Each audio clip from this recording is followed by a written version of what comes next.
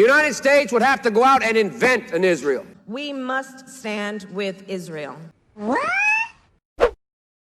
Assalamu alaikum. What's going on, everybody? With Joe Biden pretty much wrapping up the US elections, and although it's not official that he's the president of the United States, it's kinda obvious, although there's some counting still going on. However, assuming that the counts or recounts don't change anything and Joe Biden remains the president of the United States of America, I've seen many Muslims who are very hopeful that he won't be as bad as Trump, and he'll be the best thing that's ever happened to global warming, people of color, and Muslims. And although being hopeful is a great thing, and I love that, however, it is important to counter that with healthy skepticism, and also looking into his past and seeing how he has behaved previously as a politician. He has a long track record. For example, here is his stance and his current vice president's stance on Israel. I think it's about time we stop, those of us who support, as most of us do, Israel in this body, for apologizing for our support for Israel. There's no apology to be made.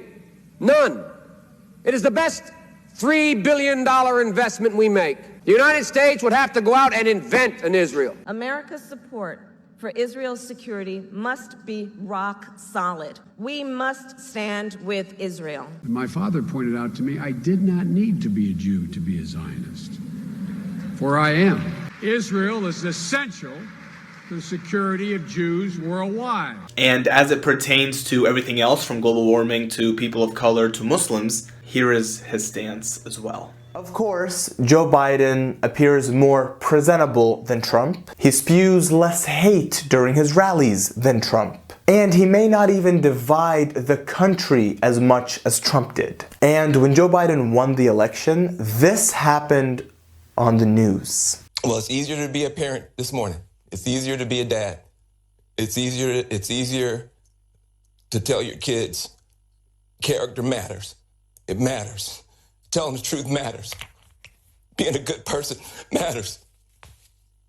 Those emotions are real, and I'm sure many people feel that way. Yo, it's been a long 4 years of the Trump administration. People are relieved. With that all being said, we must also not forget that Joe Biden, although more presentable and probably a little, maybe just a slight bit better than Trump, he is not that much better. Joe Biden does have a long resume of pretty awful bills that were passed and some pretty bad policies.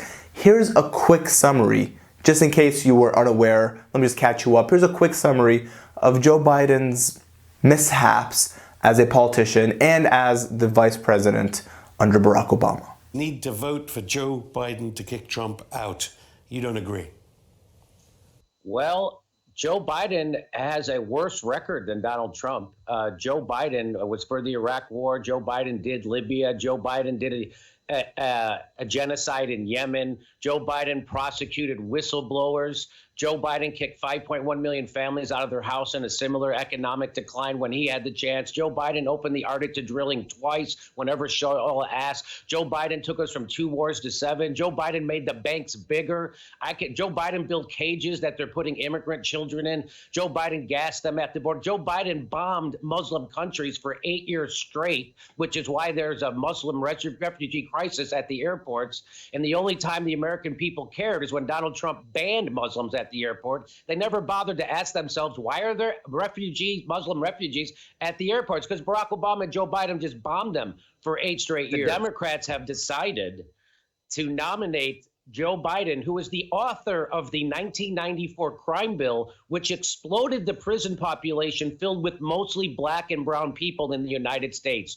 The United States is now the world's largest penal colony. We have 5% of the world's population, somewhere around 25% of its incarcerated population, thanks to Joe Biden. And then Kamala Harris was also a top cop here in California, and she was sued. She had a judge had to make her release people from prison because of the overcrowding. She refused that order 3 times until finally she said it was because if she released prisoners, it would upset their prison labor force. So these are the people who they say are the antidote to Donald Trump.